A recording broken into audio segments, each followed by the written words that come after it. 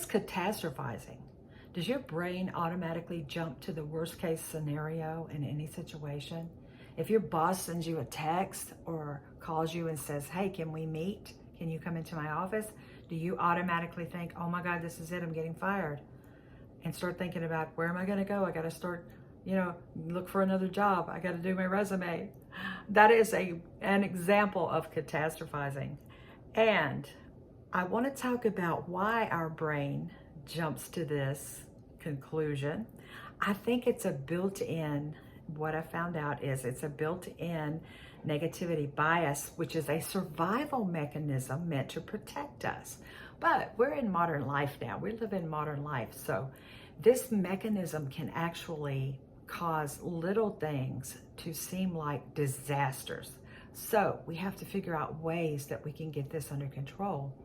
And the ways that we can do that are through breathing.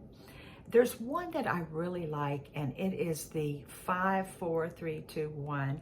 Let me see, I wrote that down. Yes, okay. One of the technique that you can use is when you stop to collect yourself and calm down that racing heart and those racing thoughts is the 5, 4, 3, 2, 1 grounding.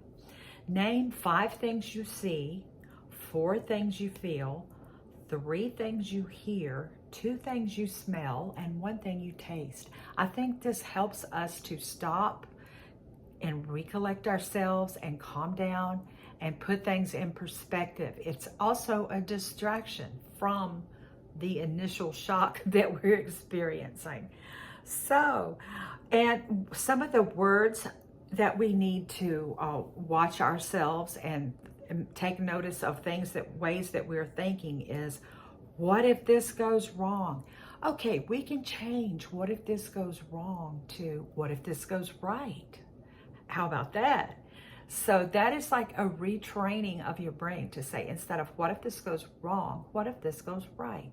Start turning things around to a positive thought.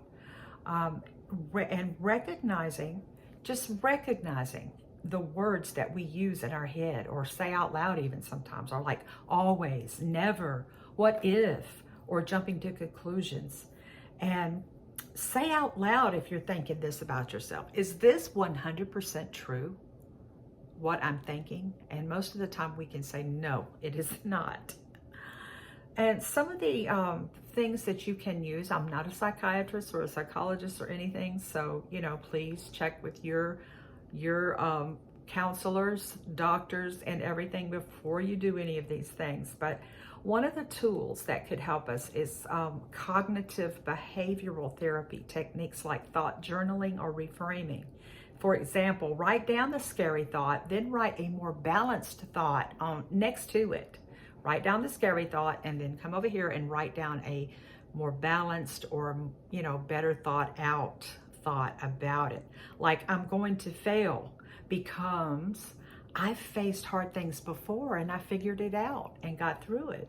So, and then now you can also do affirmations and mindset shifts to reduce anxiety. Positive self-talk helps rewire patterns. Say things like, I don't need to know the future to be okay. Of course, none of us can know the future, right? So realize that you don't need to know the future to be okay. This feeling will pass. And use repetition. Your brain believes what it hears most often. And journaling can help stop spiraling. Journaling gets thoughts out of your head and onto paper where you can look at them more clearly. Try writing down what happened. What am I afraid of? What's the most likely outcome? Okay. Catastrophizing lives in the future. Bring your attention to now. If we're living in the now and using mindfulness to do this, prayer and mindfulness, it's the medicine for mental time travel.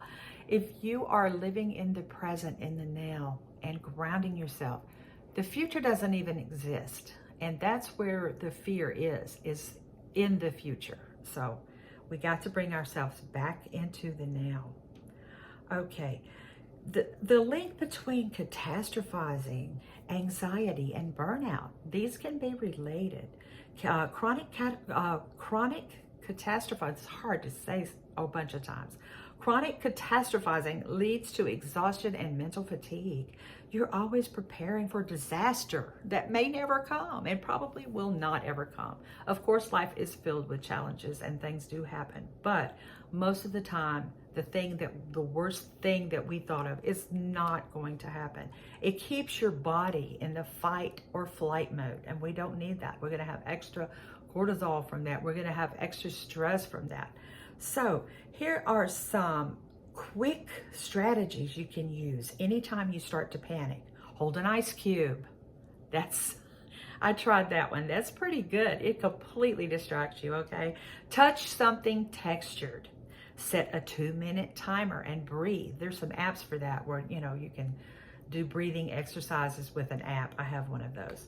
Repeat a calming mantra like, not everything that my brain says is true, or any mantra that you could pick. How to build emotional resilience and realistic thinking. Train your mind like a muscle. Practice noticing positive things each day. Reflect on past challenges you've survived.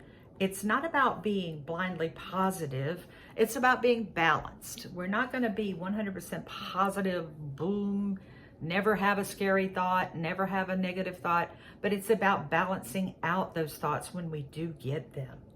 And we want to rewire our thoughts, replace fear with clarity. Every time you catch a catastrophic thought and reframe it, you're rewiring your brain. And neutral pathways grow stronger with use. So practice. Pause, question, reframe. Pause, question, reframe. That's a practice.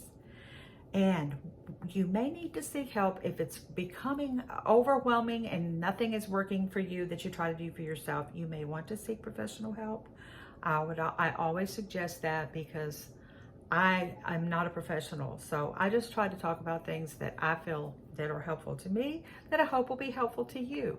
So if you're experiencing some of this, I hope that these tips will be helpful to you. I thank you very much for watching. If you stayed this long, please drop 2 green hearts in the comments. Thank you, and I'll see you on the next video.